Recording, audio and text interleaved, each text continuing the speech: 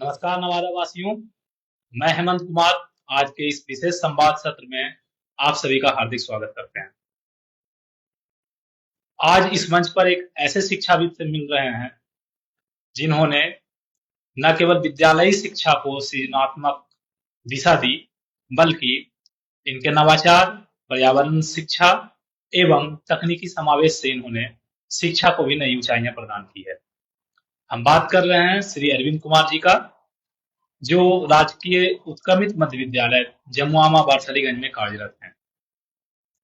इन्होंने बच्चों के सृजनात्मक क्षमता को निखारने के लिए कामाख्या कक्ष, एक सोच, कबाड़ से जुगाड़, ऑनलाइन प्लेटफॉर्म पे नवाचार एवं पर्यावरण शिक्षा जैसे अनेक प्रयोग किए हैं। तो आज हम जानेंगे इनके सोच, इनके सफर एवं इनके भविष्य की योजनाओं के बारे में। तो आइए स्वागत करते हैं श्री अरविंद कुमार जी का। नमस्कार सर। नमस्कार। और तमाम नवादा वासियों, बिहार वासियों एवं हमारे जिला प्रशासन के इस फेसबुक पेज पे देख रहे आप तमाम बंधुओं का वंदन है। सर, सबसे पहले आपसे हम चाहेंगे कि हमारे दर्शकों का अपना एक संक्षिप्त परिचय दें। जी, मेरा नाम अरविंद कुमार, मैं आदर्श मध्य विद्यालय जमुआवा बारिसलीगंज प्रखंड में सहायक शिक्षक के पद पर पदस्थापित हूँ। वैसे तो मेरा विषय संस्कृत है, लेकिन अन्य विषयों में भी हमारी रुचि रही है, जैसे सोशल साइंस हो गया, थोड़ा बहुत साइंस पे भी अपना एक्सपेरिमेंट कर लेते हैं, कुछ आर्ट एंड क्राफ्ट पे भी वर्क कर लेते हैं। पर्यावरण में जैसा कि आपने बताया, तो पर्यावरण हमारे जीवन का अभिन्न अंग है। जब हम पैदा होते हैं तो पैदा होने से लेकर मरने तक का जो हमारा सफर होता है, इवन मरने के बाद भी हमें चिता पे लेटने के लिए उन लकड़ियों की आवश्यकता पड़ती है। तो पर्यावरण तो हमारे जीवन का भी अंग है, वो प्रमुखता में हमारे जीवन में रहा है। यही हमारा संक्षिप्त परिचय है सर। बहुत बहुत धन्यवाद सर, आपने अपना संक्षिप्त परिचय दिया। सर, जरा आप बताएं कि आपकी शिक्षकीय सफर की शुरुआत कब और कैसे हुई, और इसके लिए कोई प्रेरणा स्रोत रहे हैं क्या? जी हाँ सर, मैं 16 मई 2013 को पदस्थापित हुआ था एज ए सहायक शिक्षक। और हमारे जीवन के दो तीन प्रेरणा स्रोत रहे हैं। एक तो मेरे पिताजी, जो बीके साहू इंटर विद्यालय वारिसलीगंज में प्राचार्य से सेवानिवृत्त हुए, वो हमारे प्रेरणा स्रोत रहे। चूंकि शिक्षकीय परिवेश हमारे घरों में, हमारे आसपास, इवन कहा जाए तो ब्लड में ही वो मिला हमें, तो ये ज्यादा बेहतर होगा। साथ में हमें सानिध्य मिला हमारे गुरुदेव आदरणीय श्री मिथिलेश बाबू का, हमारे आदरणीय श्री गोपाल सर का, जो कि हमारे प्रारंभिक शिक्षा काल को उन्होंने एक सजाने संवारने का प्रयास किया था। तो मैं इन दो तीन गुरुओं को कभी नहीं भूल सकता। और आज सर है भी गुरु पूर्णिमा, तो हम सभी उन गुरु को, जिन्होंने हमारे जीवन में हर एक कदम पर कुछ न कुछ शिक्षा दिया, जिन्होंने पढ़ाई के माध्यम से, किन्हीं ने अनुशासन के माध्यम से, किन्हीं ने अपने सोच के माध्यम से, अलग अलग तरीके से, किन्होंने खेल में, आर्ट में, संगीत में। आज उन सभी गुरु को गुरु पूर्णिमा के शुभ अवसर पर हम सबका नमन, और आपका भी सर। धन्यवाद सर।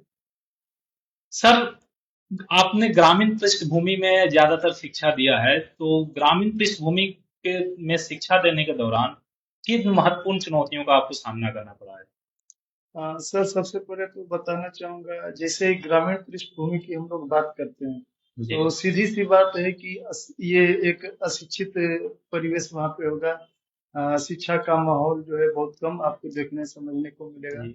तो क्योंकि अब हमारा जो ग्रामीण परिवेश है, वो धीरे धीरे नई पीढ़ी जो है वो जागरूक हो रही है, तो वो चीजों को समझ रही है। लेकिन उस दरमियान पहले के जो लोग थे, तो शिक्षा को समझते नहीं थे। विद्यालय में कोई कल्चर इवेंट कराना होता था, तो वहाँ पे कुछ अभिभावकों से चुनौतियों का सामना करना पड़ता था। बच्चों को अगर आप खेल कार्यक्रम में कहीं पार्टिसिपेट कराने के लिए ले जाते थे, तो वहाँ पे चुनौतियों का सामना करना पड़ता था। इवन कई बार तो ऐसा हुआ कि लाठी लेकर के कई लोग दल बल के साथ वहां पे पहुंच गए, लेकिन अपने बुद्धि विवेक और कुछ क्षेत्रीयता का प्रभाव, कुछ हमारे पिताजी का प्रभाव, इसमें हमारे पिताजी का प्रभाव जरूरत से ज्यादा रहा, क्योंकि हमारे पिताजी को लगभग लोग जानते हैं उस क्षेत्र में। तो ये सभी लोग जानते थे कि उनके बेटे हैं, तो कहीं ना कहीं एक वह भी हमारे लिए एक सुरक्षा कवच के रूप में रहा। तो खैर इस तरह से उन चुनौतियों को हम झेले, लेकिन अब जो है वह ग्रामीण परिवेश हमें इतना आनंददायी देता है, मतलब इतना आनंद देता है कि कल्पना से बाहर है। सर ने जैसा बताया कि चुनौतियां काफी थी, क्योंकि इनके पिताजी भी उसी क्षेत्र में प्राचार्य भी रहे हैं। तो उनके जो अभिभावक हैं, जो इनके अभी स्टूडेंट हैं, उनके माता पिता वो उनके छात्र हैं। और यह एक तरह से इनके लिए जो चुनौती है उसको ओवरकम करने में बहुत बड़ी भूमिका निभाई। बिल्कुल सर। सर, आपने एक कामाख्या कक्ष, एक नई सोच अभियान की शुरुआत की है। थोड़ा सा इसके बारे में बताएंगे और इससे क्या बदलाव आया, जरा इसके बारे में विशेष प्रकाश डालने का थोड़ा जी सर। कामाख्या कच्छ जो है, वो कोई हमारा इनोवेशन नहीं था, वो एक प्रायश्चित था। थोड़ा सा मैं पीछे जाना चाहूंगा अपने ये शैक्षिक काल में। जिस समय क्लास में मैं पढ़ा रहा था और मेरी नई नई ज्वाइनिंग हुई थी, और लगभग 1 साल 1.5 साल हुआ था, तो बहुत ज्यादा अनुभव मेरे पास था नहीं। तो कभी कभी एक होता है ना कि आवेश में व्यक्ति जो है कभी किसी को डांट देता है, बोल देता है। तो पढ़ाने के दरमियान ब्लैक बोर्ड पे हम कुछ लिख रहे थे और पढ़ाने में इतना हम तल्लीन थे कि एक लड़की ने खड़ा होकर कहा कि सर बाहर जाना है। हम कहे बैठ जाओ। और पढ़ाने के दरमियान 2-3 बार मतलब कि वो उठ करके बोली, और उसी में मैं डांट कर उसे लास्ट में बिठा दिया। बार बार करे नहीं समझ में आ रहा है, बैठो। जो मैंने डांटा उसे तो वो बैठ तो गई, कुछ बोली नहीं। और अचानक मुझे ध्यान में आया कि वो लड़की हो सकता है कुछ उसके साथ पर्सनल प्रॉब्लम हो, वॉशरूम वगैरह जाना हो, इस तरह की समस्याएं भी हो सकती हैं। तो मुझे तुरंत अपनी गलती का एहसास हुआ और मैं पढ़ाना स्टॉप कर दिया। और मैंने कहा कि जिसे भी बाहर जाना है, पानी वगैरह पीने जाना है, तो 2 मिनट के लिए मैं छुट्टी दे रहा हूँ, सभी लोग जा सकते हैं। एक्चुअली मैं एक बार मैं सारे लोगों को छोड़ देता हूँ, जी। बारी बारी से नहीं।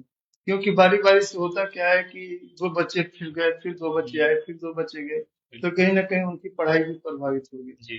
तो इसी दरमियान मैं देखा वहां पे चुपचाप बैठा था, और उस लड़की का जो चेहरा था काफी रुआसा जैसा था, मतलब रो नहीं पाई, लेकिन चेहरे की जो फीलिंग थी तो बिल्कुल रोने जैसी थी।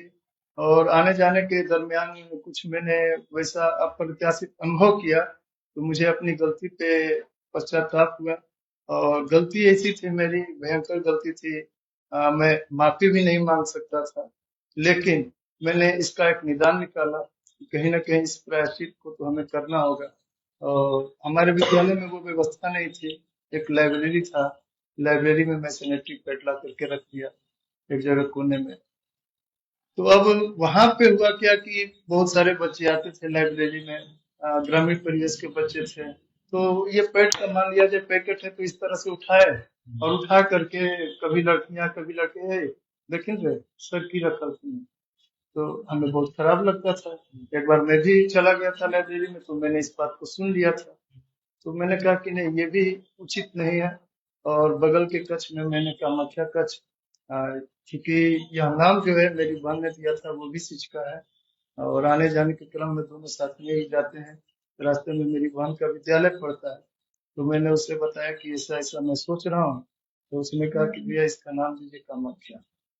मैंने पूछा क्यों, तो उसने बताया कि आप पुरुष हैं, आप अगर इस चीज को लेकर के आगे बढ़िएगा तो कहीं ना कहीं ग्रामीण परिवेश में आपको कुछ चुनौतियां और झेलनी पड़ेंगी। और कामाख्या नाम जो है, जैसा कि एक देवी का नाम भी है और रजस्वला की देवी है, तो कहीं ना कहीं हमारा वो कच्छ जो है तमाम चीजों को बोध करा देता है। तो उस कच्छ को मैंने वहां पे अपने विद्यालय में स्थापित किया, और उसका असर ऐसा हुआ कि हमारे जिले के लगभग 2 दर्जन विद्यालय में कामाख्या कच्छ स्थापित हुआ। उस कच्छ में आपको मैं बता दूं कि बहुत सारे महामारी प्रबंधन से रिलेटेड कुछ कोटेशंस होते थे, फ्लेक्स बैनर वगैरह प्रिंट करा कर लगा दिया गया। कुछ मेडिसिन होते हैं, सैनिटरी नैपकिन पैड होते हैं, प्लस कॉर्नर में एक खास एरिया बना होता है जो कि पर्दे से मैंने ढक दिया था, एक केबिन टाइप का बना करके, उसमें छात्राएं जा करके अपना वो पैड वगैरह चेंज कर सकती थी। साथ में एक चौकी लगा हुआ है, बेड लगा हुआ है कि अगर उस दरमियान वो अपने आप को फिजिकली अनफिट महसूस करे तो वहां पे रेस्ट करें। बगल में फैन है। साथ में कुछ खेलने की चीजें भी है, जैसे लूडो हो गया, कैरम हो गया, कुछ बुक्स हो गए। ये अब चूंकि लड़की है तो अकेले तो रूम में रहेगी नहीं, तो वैसी स्थिति में अपने किसी सखी सहेली के साथ वो आएगी उस रूम में, और थोड़ा देर इसी बहाने वो रेस्ट भी कर लेगी। तो ये उनके लिए समर्पित था। यह हमारा काम मुख्य कष्ट है। बहुत सुंदर सर। आपकी सोच को जिला प्रशासन सलाम करती है और आशा करती है कि इसी तरह से हमारे पूरे राज्य में, बशर्ते कहा जाए तो पूरे देश में, इस तरह के कक्ष की व्यवस्था होनी चाहिए हर एक स्कूल में, ताकि किसी भी तरह से जो लड़की छात्राएं जो छात्राएं होती है, उन्हें माहवारी के दौरान किसी तरह का कोई कष्ट न हो और स्कूल से उन्हें अनुपस्थित होना न पड़े। उस दौरान भी वो शिक्षा ग्रहण करते रहें। सर, आपने कबाड़ से जुगाड़ अभियान की संकल्पना की थी। ये कहाँ से आपके सोच में आया और इससे बच्चे कैसे प्रभावित हुए?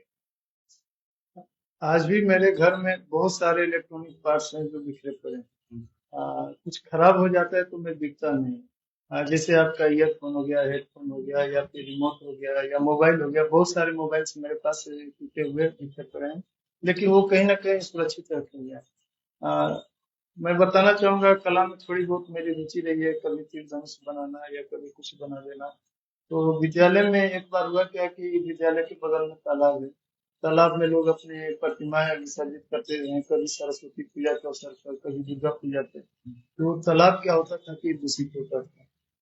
मैंने एक प्रयास किया तब तालाब को सुरक्षित रखने का। तो पानी जब थोड़ा कमता है या फिर एक समय आता है कि वो प्रतिमा जब विसर्जित होकर के उसके उपले जो है ऊपर हो जाते हैं, पुआल वगैरह और जो बांस का डंठल होता है, तो वो किनारे लग जाता है। और कुछ इधर उधर आ गया तो ढेला वगैरह फेंक करके एक ढेले में रस्सी बांध करके उसे फेंकते थे और किनारे खींचते थे, और खींच करके वो बाहर लाए। पुआल वगैरह जो है खेत में डाल दिए। वो जो है कंपोस्ट का काम कर गया। और जो बांस का वो फट्टा वगैरह होता था, उस बांस के फट्टे से कभी तीर बना दिए, कभी धनुष बना दिए। एक मैंने जय बांध को बनाया है, जो कि हमारे ये राजस्थान में है, जो कि एक ही बार चला था। और वह जय बांध तो जो है वहाँ पे राजा जयसिंह के कार्यकाल में बना था। और वह विनाशकारी नहीं रहा, बल्कि लाभकारी रहा। वो ट्रायल के रूप में जब छोड़ा गया था तो इतना मतलब कि उसका जबरदस्त विस्फोट रहा था कि जहाँ पे वो गिरा था वहां पे एक भयंकर खाई हो गई। बाद में बरसात के समय में वो झील हो गया, और बहुत सारे पशु पक्षियों का आज वो बसेरा है। तो उस जयबान तोप को मैंने बनाया। तो बनाने के दरमियान मैंने ये देखा कि बच्चे भी इसमें रुचि ले रहे हैं। तो लगा कि काफी बेहतर होगा, और बच्चों को भी मैंने शामिल कर दिया। बच्चे भी बनाने लगे। इसका एक सबसे बेहतर रिजल्ट हमें ये मिला कि ड्रॉप आउट में जो है वो कमी आई। जो बच्चे अक्सर विद्यालय से वो गायब रहते थे, कुछ बच्चे हैं जो पढ़ने में तेज हैं तो वो आ रहे हैं। जो पढ़ने में तेज नहीं थे तो मैंने क्या किया कि उन्हें कला से जोड़ दिया। तो उन्हें भी आनंद मिलता था कि बेहतर वातावरण उनको मिल रहा था। और उन्हें लगा कि सर जो है हमें जरूरत से ज्यादा वेटेज दे रहे हैं और सर हमें सिखा रहे हैं, तो वो भी साथ में अपना करके कुछ सीखते थे। इससे मैंने ये देखा कि उनके अंदर जो एक विलक्षण प्रतिभा उभर कर आ रही थी। आर्ट एंड क्राफ्ट में उनकी बेहतर उपलब्धि मैंने देखा। तो इस तरह से बहुत सारे रिजल्ट हमें मिले थे। तो मुझे लगा कि नहीं, ये मुझे कंटिन्यू करना चाहिए। और वो आज तक हमारा कंटिन्यू है। और ये खास करके मेरा शनिवार के शनिवार, प्रत्येक शनिवार को चलता है। इधर तो हमारा सुरक्षित शनिवार है, तो सुरक्षित शनिवार में आपदा वगैरह को जोड़ दिया गया है। तो आपदा का प्रशिक्षण दिया जा रहा है। तो थोड़ा सा वो कम हो गया है, लेकिन फिर भी जब मौका मिलता है तो मैं कबाड़ से जुगाड़ के साथ बच्चों को उसमें खेल ही देता हूँ। मतलब कहा जाए जी। सर कि एक तीर से दो निशाने हो रहे हैं। जी। दो नहीं, तीन कह सकते हैं। जी। एक तो पहला कबाड़ का यूज हो रहा है वेस्ट मटेरियल का, दूसरा लोग बच्चों में एक क्रिएटिविटी आ रही है, और तीसरा लोगों में इंटरेस्ट आ रहा है। जी। और सबसे बड़ी चीज है कि पर्यावरण हमारा जो है सुरक्षित हो रहा है, प्रदूषित नहीं हो रहा है। कहीं ना कहीं वो जो है तालाब में रहेगा, मछलियां जो है जाएंगी, और हो सकता है उसमें कीड़ा लगा हो, वो पुआल में वो खाने के चक्कर में वो उसे खाएंगे। वो कांटी जो है, वो कांटी उसके मुंह में गड़ेगा तो मछलियों की मौत भी हो सकती है। तो हर तरह से वो हमारे लिए सुरक्षित है। पर्यावरण संरक्षण का जी। भी काम हो रहा है। जी। बिल्कुल सराहनीय कदम सर आपका। सर, आपने the Bihar teachers history makers के माध्यम से शिक्षकों में कैसे नवाचार का ये किया? जी हाँ। सबसे पहले तो मैं बताना चाहूंगा इस प्लेटफॉर्म के बारे में। The Bihar teachers history makers HTVP मेरा मोबाइल मेरी शिक्षा के नाम से एक फेसबुक पे पेज है, जिस पे बहुत सारे शिक्षक जो है अपना इनोवेशन देते हैं। मैं भी देता हूँ वहाँ पे। आज मैं वहाँ पे स्टेट एडमिन के तौर पर हूँ और इसका राष्ट्रीय कोषाध्यक्ष भी हूँ। तो सबसे पहले तो मैं पुनः एक बार सभी को the Bihar teachers history makers की ओर से आप सभी को वंदन करता हूँ। हमारा यह जो मंच है सर, सिर्फ और सिर्फ सरकारी विद्यालय के शिक्षकों के लिए है, जिसमें कि प्राइमरी विद्यालय से लेकर के प्लस टू तक के शिक्षक इसमें जुड़े हुए हैं। वे लोग तमाम लोग जो है अपना इनोवेशन वहाँ पे देते हैं। इनोवेशन देने के दरमियान होता क्या है कि कुछ वो बेहतर कर रहे हैं तो मैं उनका कुछ एडॉप्ट कर रहा हूँ, मैं कुछ बेहतर कर रहा हूँ तो वो हमसे एडॉप्ट कर रहे हैं और अपने विद्यालय में उस इनोवेशन को वो लागू कर रहे हैं। तो एक सबसे पहला फायदा तो ये हुआ। दूसरा फायदा ये है कि हमारा जो ये मंच है, तो उस पे जो है सी टेट की तैयारी हो या बी टेट की तैयारी हो या अभी कुछ दिन पहले मैट्रिक का एग्जाम हुआ था तो कैचअप कोर्स की तैयारी की गई। इन सब चीजों की तैयारी कराई जाती है। हमारा यह जो मंच है यह बना था तब जिस समय देश दुनिया बिल्कुल अपने आप को अलग थलग महसूस कर रही थी।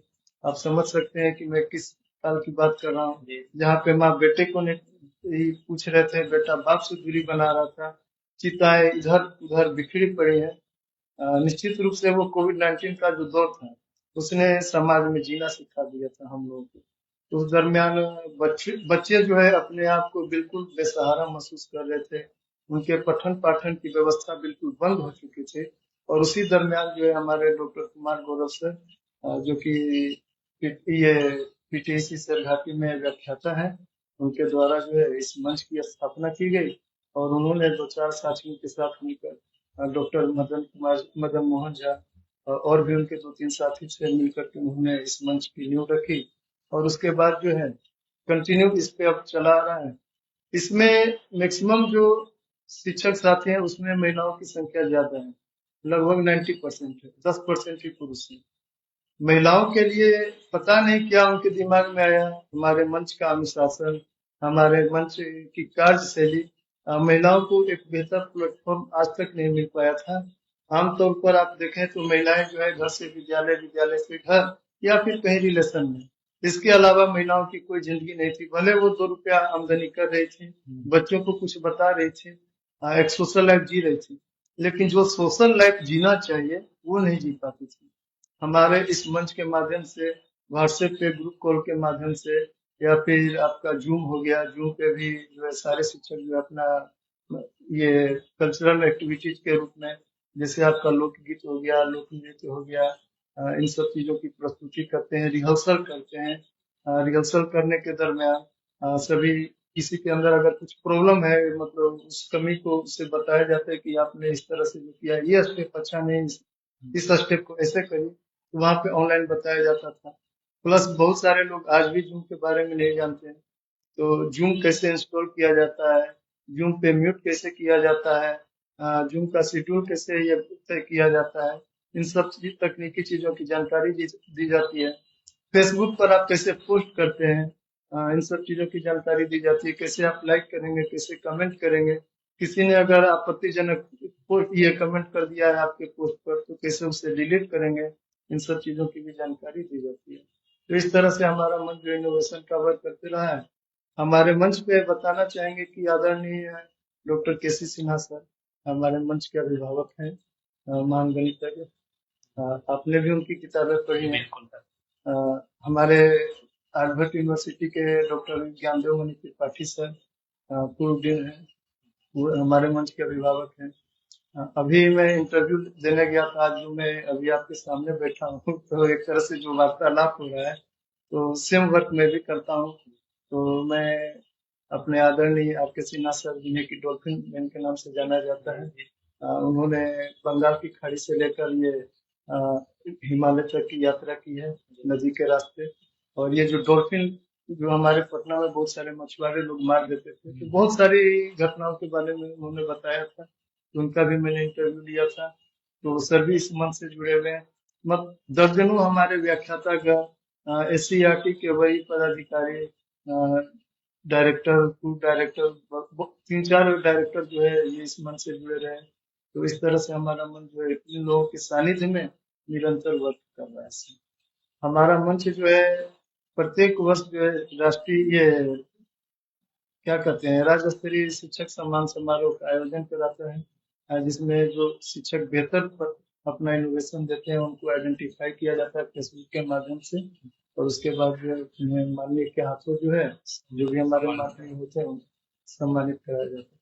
अभी हमारे 13 जुलाई को हमारे ये नवादा में बेनोली रामकवि टीचर्स ट्रेनिंग कॉलेज में हमारे मगध प्रमंडल का शिक्षक सम्मान समारोह है, इसमें हमारे माननीय एसीएस सर भी आ रहे हैं।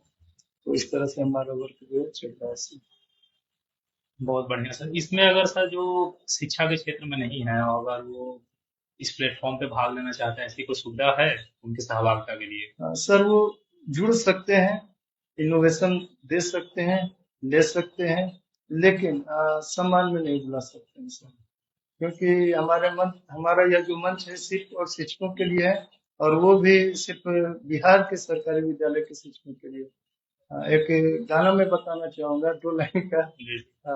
सरकारी है तो क्या हुआ नौचारी है। इस गाने का धुन मैंने दिया था, इसका मुखड़ा मैंने लिखा था, और हमारे प्रवक्ता डॉक्टर शिव कुमार सर जो कि भोजपुर के मध्य विद्यालय के शिक्षक हैं, उन्होंने काफी बेहतर तरीके से गाया था।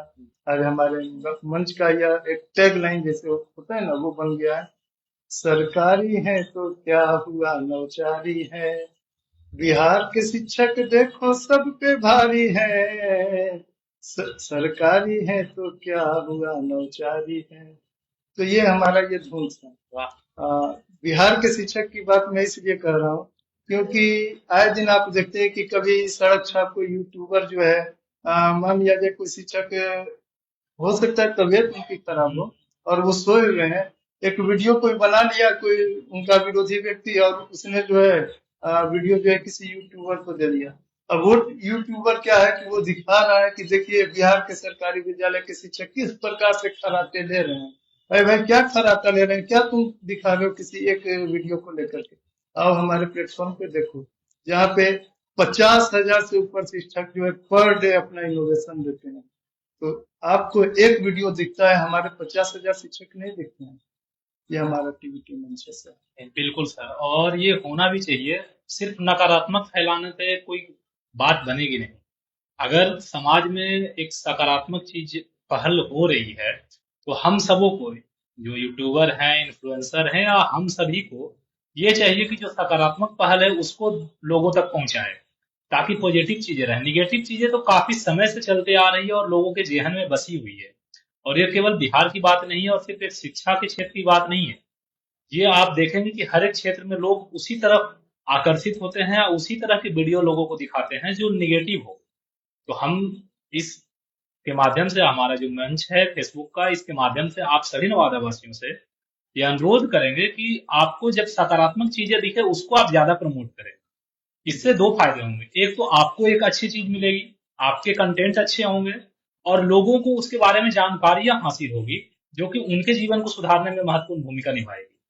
और जो व्यक्ति इस सकारात्मक पहल को कर रहे हैं उनको भी एक एप्रिसिएशन मिलेगा और मोटिवेशन मिलेगा कि वो इसी तरह के वीडियो, इसी तरह के पहल आगे भी करते रहें, जिससे दूसरे के जीवन में सुधार हो। सर, आपने पर्यावरण शिक्षा को अपने शिक्षण में कैसे शामिल किया? इसमें बच्चों की सहभागिता को कैसे सुनिश्चित करते हैं? वह भी मेरे लिए एक चैलेंज ही था। मेरे विद्यालय में जब मैं ज्वाइन किया था तो विद्यालय के आसपास पीछे में भी बहुत सारी झाड़ियां हुआ करती थी। बहुत प्रयास किए उसे सही करने का, लेकिन संभव नहीं हो सका। और विद्यालय का वैसा उस दौर में कुछ खास माहौल भी नहीं था, टेक्निकली उतना डेवलप भी नहीं था हमारा समाज। उसी दरमियान डॉक्टर आलोक रंजन भैया जो कि जिनकी मैं गोद में खेला हूँ, दिगमनी आईएएस एजुकेशन के वो डायरेक्टर भी हैं। तो उनके माध्यम से, वारिसलीगंज के ही निवासी वो हैं, तो उनके माध्यम से बच्चों के बीच एक प्रतिभा खोज प्रतियोगिता कराई जाती थी प्रत्येक वर्ष। तो उसके लिए एक टीम बना था, टीम समर हिल। तो हमारे 2-3 साथी हैं, नवलेश कुमार वो भी शिक्षक, शाहपुर में एक लाइब्रेरियन है अमित कुमार जी वो भी थे। तो हम 2-3 शिक्षकों की टीम जो है इसमें वर्क करती थी। तो उस दरमियान बहुत सारे सरकारी विद्यालयों में विजिट भी करना होता था। तो ईमानदारी पूर्वक मैं कहूंगा कि उस कार्यक्रम के दरमियान थोड़ा सा मैंने बच्चों का समय चुराया था। टिफिन के बाद अब तो खैर एक सेकंड के लिए भी विद्यालय से बाहर जाएंगे तो वो तो चोरी पकड़ी जाएगी। उस समय ये व्यवस्था थी नहीं, तो थोड़ा बहुत बच्चों से कह करके कि मैं जा तो रहा हूँ, लेकिन आपकी इन जरूरतों को मैं बाद में पूरा करूंगा। और मैं संडे को एक्स्ट्रा क्लासेज भी लेता था कि बेटा मैं इतने दिनों तक गायब रहा, तो मैं संडे को इसकी क्षतिपूर्ति करूंगा। और वो मैं करता भी था, बिल्कुल ईमानदारी के साथ। तो सरकारी विद्यालयों में जाने के दरमियान मैंने एक विद्यालय देखा था, महरत, मध्य विद्यालय महरत। वहाँ का एनवायरनमेंट मुझे इतना अट्रैक्ट किया कि आने के बाद मैंने अपने प्रधानाध्यापक महोदय से कहा कि सर विद्यालय हो तो महरत जैसा हो। बहुत बड़ाई मैंने कर दी उनके सामने।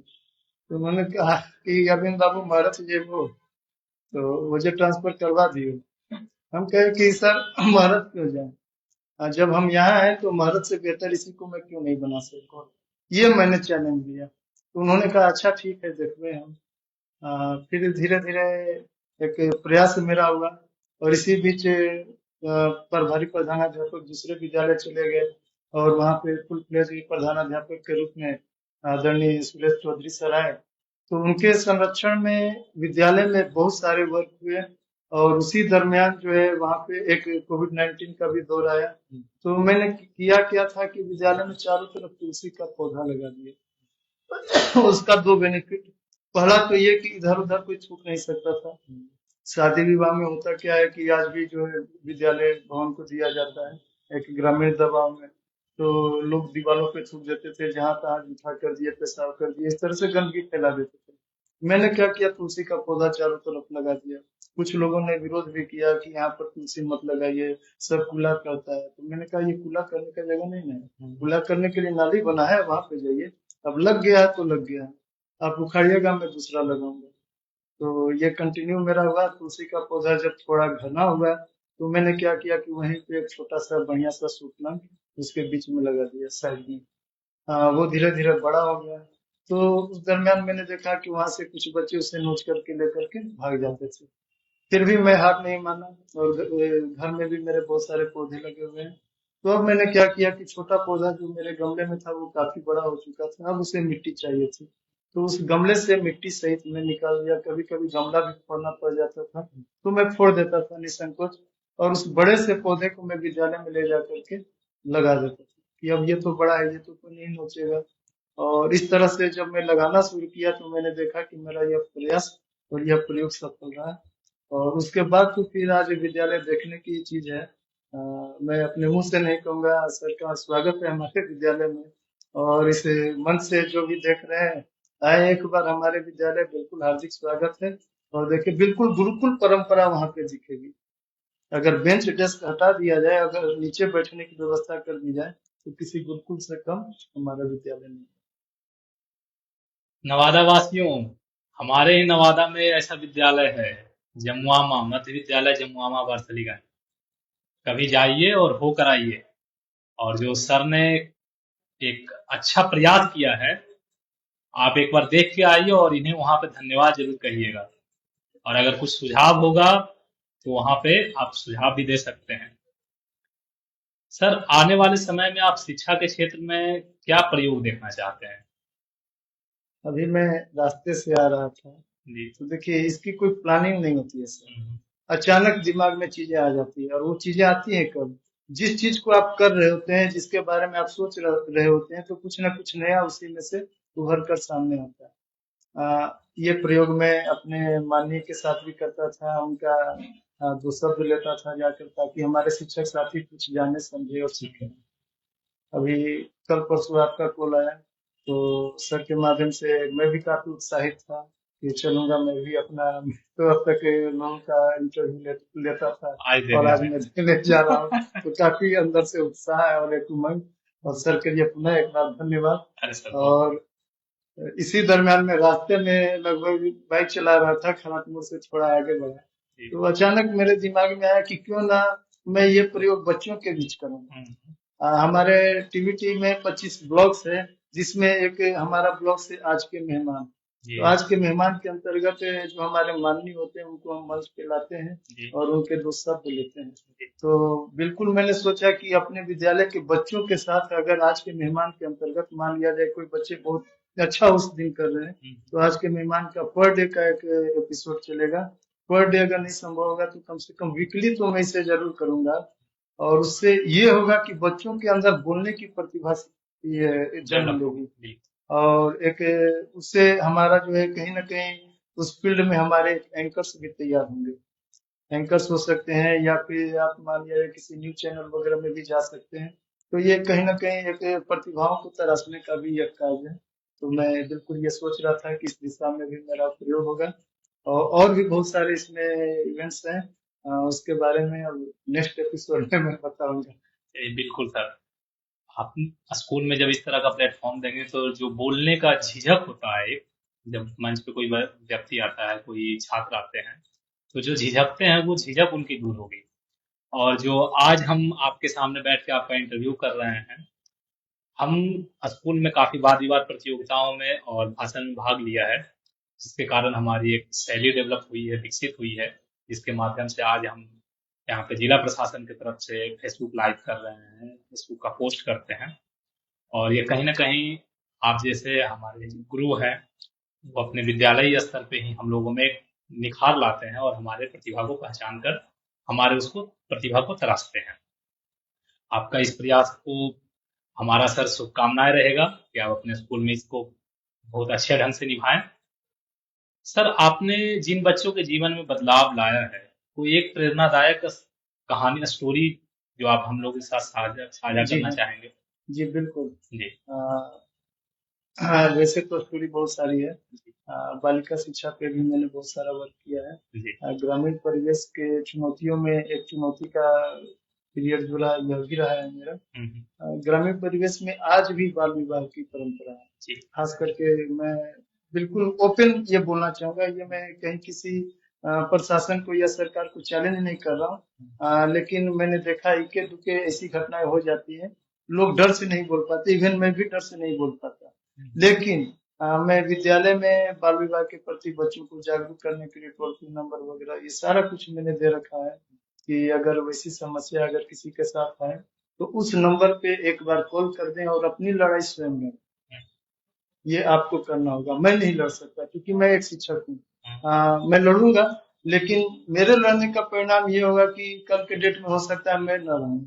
ये भी हो सकता है क्योंकि किसी बेटी की शादी में व्यवधान पड़ना, ये आप समझ सकते हैं कि हमारे भारतीय संस्कृति में किस तरह की बात होती है और उसके लिए लोग क्या से क्या कर गुजर सकते हैं। तो इसी दरमियान मैं बहुत सारी लड़कियां जिनकी शादी हो गई थी, पुनः मैं उन्हें शिक्षा से जोड़ने का प्रयास किया। प्राइवेट से मैट्रिक का फॉर्म भराया। प्राइवेट से फॉर्म भरवाने के बाद उन्होंने मैट्रिक का एग्जाम दिया, बहुत अच्छा रिजल्ट भी आया। फिर जो है इंटर में एडमिशन करवाया गया। इंटर और फिर बीए भी, इस तरह के बहुत सारे विद्यार्थी रहे। इसी में एक पुष्पा कुमारी, हमारे बगल के ही कोसर क्षेत्र में एक लंगापुर गांव है, अभी गोविंदपुर में शिक्षिका है। तो वो आई अपने साथ मिठाई का डब्बा लेकर, सर हमारी शादी तय हो गई। हालांकि उसका एज हो चुका था, लगभग 17-18 साल, इंटर पास कर चुकी थी और शादी तय हो चुकी थी और पढ़ने में काफी तेज थी। तो मुझे लगा कि अगर इसकी शादी अभी हो जाएगी तो इसकी पढ़ाई चौपट हो जाएगी और उसके अंदर मैं एक बेहतर भविष्य देख रहा था। तो मिठाई तो मैं ले लिया और मिठाई खाया भी, लेकिन प्रसन्नता मेरे मन में नहीं थी। हम कहे कि पुष्पा एक काम करो, अपने पापा से जरा बात करो मेरी। तो क्यों सर? हम कहे कि इंटर पास कर ही गई हो तो क्या टीचर ट्रेनिंग करना चाहोगी? तो सर बीए में एडमिशन ले लिया है। हम कहे कितना दिन में? तो सर अभी 1 महीना हुआ है। उनके उस एडमिशन को कैंसिल करा दिया जाएगा, तुम 2 साल जो है कंटिन्यू जो है ये टीचर ट्रेनिंग करो। एडमिशन वो कैंसिल करवाया गया। अ, पुष्पा के भाई के साथ, और पुष्पा हम लोग तीनों आदमी गढ़वा गए झारखंड। अपना सीएल मैंने 2-3 सीएल मेरा बर्बाद हुआ। खैर उसकी मुझे कभी परवाह ही नहीं रही। और वहां जाकर जहाँ से मैं बीएड किया था वहीं पे उसका एडमिशन डीएलएड में मैंने करवा दिया। डीएलएड में करवाने के बाद फिर एग्जाम का समय आया। एग्जाम के समय मैं भी वहां पे रहा, 4-5 दिन वहां पे रहा। मेरी पत्नी भी एग्जाम दे रही थी, तो उसका भी एग्जाम हुआ, दोनों का साथ में हुआ था। फिर 5 दिन 7 दिन वहां साथ में रह करके एग्जाम दोनों का कंप्लीट करवा कर वापस आए हैं। फिर रिजल्ट आया। रिजल्ट के दरमियान एक बार वो टेट की परीक्षा, जो सी टेट की परीक्षा थी, उसमें फेल हो गई थी लगभग 6-7 नंबर से। शायद 79 या 80 नंबर आया था। तो उसने कहा कि सर थोड़ा सा के लिए हम मिस कर गए। हम कहे कोई बात नहीं, अब पहला प्रयास था, फिर से भर दो। फिर से सेकंड टर्म में साल में 2 बार एग्जाम होता है, उसने सेकंड टर्म का एग्जाम दिया। वो रिजल्ट उसका निकल गया। रिजल्ट निकल गया तो काफी प्रसन्न थी, सर मेरा तो रिजल्ट निकल गया। तब तक हमारे आदरणीय के पाठक सर का कार्यकाल आया। और वह कार्यकाल जो है शिक्षा के इतिहास में, खास करके बिहार के शिक्षा के इतिहास में स्वर्ण अक्षरों में अंकित हो चुका है उनका कार्यकाल। सर ने जो वर्क किया, जितने कम समय में शिक्षकों की बहाली, एक चरण नहीं कई एक चरण की प्रक्रिया को उन्होंने आगाज इस रूप में कर दिया, तो ये काफी सराहनीय प्रयास रहा। तो उसी TRE 1 में पुष्पा की ज्वाइनिंग हुई। ज्वाइनिंग हो गई उसकी सुपौल। वो जाना नहीं चाह रही थी। उसके पिताजी भी आए, हमसे कहे कि क्या करें सर, सुपौल हो गया है, लड़की है, कैसे उतनी दूर हम छोड़ें। मैंने कहा कि आप आंख बंद करके भेजिए, और सुपौल है तो कहीं कोई दिक्कत नहीं है। आप समझिए कि सुपौल में मैं भी हूँ। हमारे स्टेट एडमिन से रीता में सुपौल की ही है। तो मुझे पता था, क्योंकि मैं, हमारा यह जो मंच है बिल्कुल एक परिवार की तरह है। बिहार के किसी भी जिले में, किसी भी ब्लॉक में आप कर दीजिए, तो हमारे टीबीटी मंच के 2-4 शिक्षक साथी मिल जाएंगे। और मिल ही नहीं जाएंगे, बिल्कुल एक पारिवारिक सदस्य की भूमिका में इतना जुड़ाव हो चुका है कि वो हर तरह का मदद करने के लिए तत्पर रहते हैं। तो मैंने कहा कि आप आंख बंद करके भेजिए, वहां पे वो ज्वाइन करेगी, और उसे रहना है, वहाँ रहने में कोई दिक्कत होगी आप चले जाइएगा, माँ चली जाएंगी, कोई भी चले जाएंगे, लेकिन उसे छोड़ना नहीं है। कुछ दिन तो माँ रही, कुछ दिन सासू जी भी रहे। फिर उसके बाद धीरे धीरे वो अभ्यस्त हो गई, वहाँ के क्षेत्र से वाकिफ हो गई, तो अकेले भी रहने लगे। इसी दरमियान पुनः पुष्पा का ट्रांसफर हुआ है। अभी आदरणीय एससी सर के कार्यकाल में तो गोविंदपुर में आ गई है। तो ये हमारे जीवन का बिल्कुल मतलब अप्रतिम क्षण, अब मैं व्यक्त नहीं कर सकता कि क्या है। मैं तो अब ये चाहता हूँ कि पुष्पा अगर हमारे विद्यालय में आ जाए, तो ये हमारे उन विद्यालय के बच्चों के लिए एक प्रेरणा स्रोत के रूप में होगी कि जिस विद्यालय से वो पढ़ी है, उसी विद्यालय में उसका ज्वाइनिंग, और बिल्कुल ग्रामीण परिवेश से निकल करके वहां पर आना, और उन चुनौतियों को झेलते हुए एक सशक्त पहचान स्थापित करना बहुत बड़ी बात होगी। बहुत एक जबरदस्त प्रेरणा के रूप में बच्चे उनसे सीखेंगे। बिल्कुल। पुष्पा जैसी छात्रा समाज में एक मिसाल बनती है, पढ़ाई को प्राथमिकता देती है, और ये सिर्फ सर आपके जैसे गुरु के ही देख रेख में एवं उनके गाइडेंस में ही संभव है। इसीलिए आज जो गुरु पूर्णिमा है उस पे जो एक हमारा संस्कृत में पद है उसके बारे में थोड़ा सा हम बोलेंगे आज इस साक्षात्कार के अंत में। गुरुर् ब्रह्मा गुरुर्विष्णु गुरुर्देवो महेश्वर गुरुर साक्षात परम ब्रह्म तस्मै श्री गुरुवे नमः। और इस शब्द को सर आप जैसे शिक्षक हर एक शब्द को साकार कर रहे हैं, और हम जैसे छात्रों को, हम जैसे बच्चों को एवं उनके माता पिता को एक सही राह दिखाकर एक अच्छे समाज का निर्माण कर रहे हैं। जिला प्रशासन सर आपके इस समय के लिए, हमसे जुड़ने के लिए बहुत बहुत आपको धन्यवाद देती है, और आशा करती है कि आप समाज में सर इसी तरह के अपने गाइडेंस के माध्यम से हमारे समाज में सुधार लाते रहेंगे और एक नई नई पहल करते रहेंगे। बहुत बहुत धन्यवाद सर। धन्यवाद सर।